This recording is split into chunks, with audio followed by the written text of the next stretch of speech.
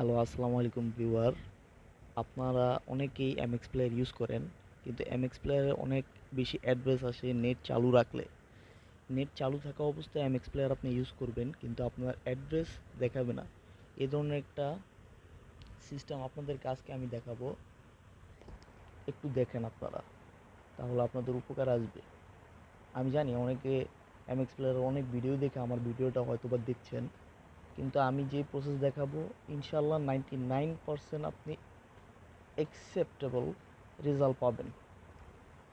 আপনি এখন দেখেন এমএক্স প্লেয়ারে ঢুকলে অ্যাড্রেস দিচ্ছে।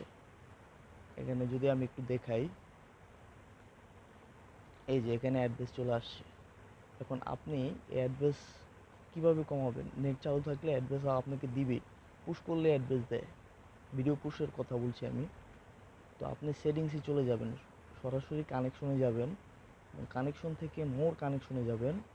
মোর কানেকশন থেকে প্রাইভেট ডিএনএস দেখবেন এখানে আছে।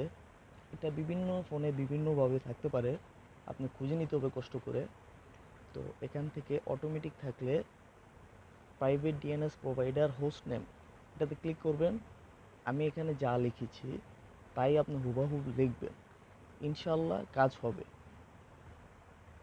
এখন যদি আমি একটু দেখাই, রিফ্রেশ করে দেখেন,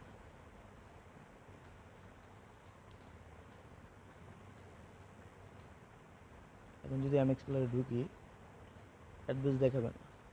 আমার ওয়াইফাই এখনও চালু আছে, দেখেন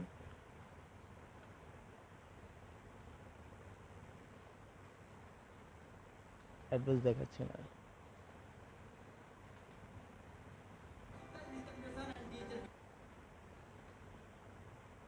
তো এভাবে আপনি আপনার এমএক্স প্লেয়ারকে নেট চালানো অবস্থায় ইউজ করতে পারেন, অ্যাড্রেস ফ্রি।